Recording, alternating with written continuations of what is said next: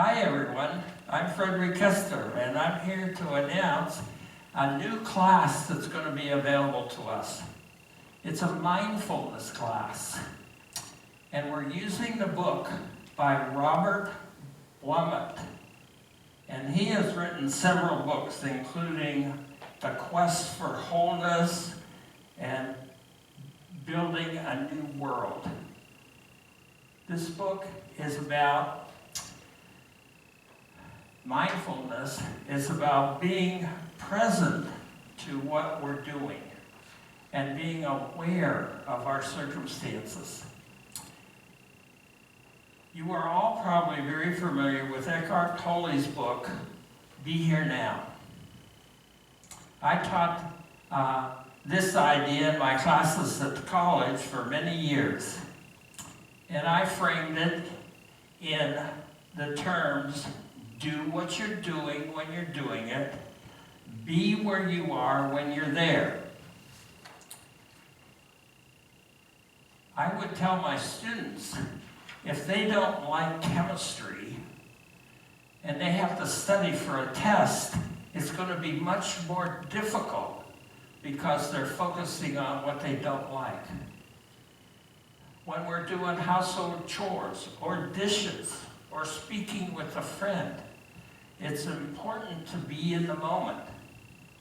Oftentimes when we're with others, we're either futurizing of what's going to happen, or we're pasteurizing, we're stuck in the past. There are so many examples of being in the moment.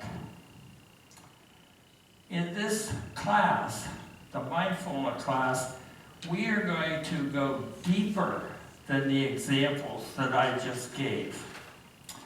And I'm going to read a poem which will speak to what we're going to do. This poem is by Christopher Marley. The greatest poem ever known is the one all poets have outgrown. Born innate, untold, of being only 4 years old. Still young enough to be part of nature's great impulsive heart. Born comrade of bee and bird, and unself-conscious as the tree. And yet, with lovely reasons skilled each day, new paradises to build, late explorer of each sense, without dismay, without pretense.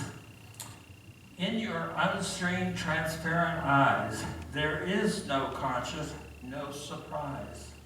Life's queer conundrums you accept.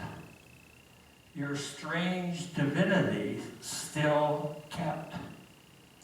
And life that says all things in rhyme may make you poet too in time.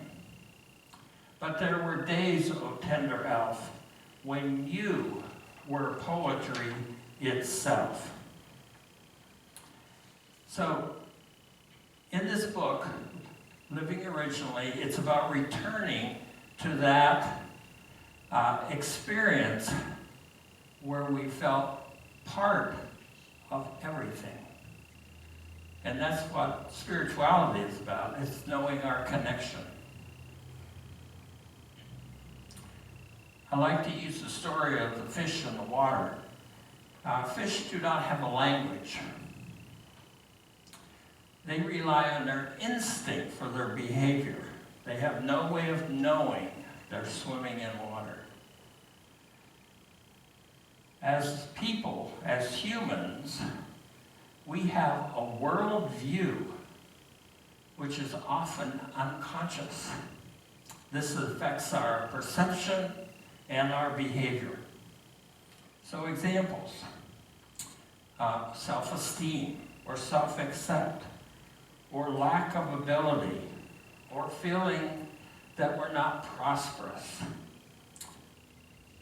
These messages from the past are running in behind the scenes in our unconsciousness.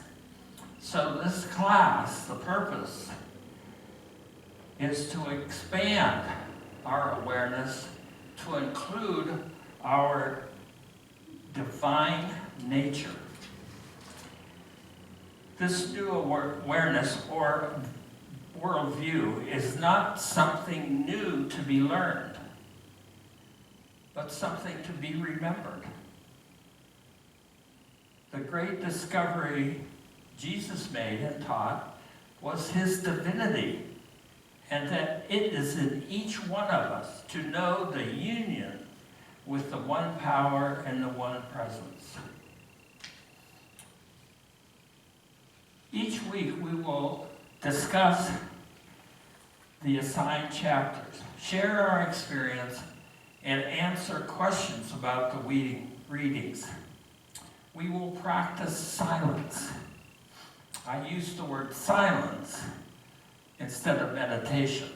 Oftentimes people shy away from meditation because they do not think they're doing it right.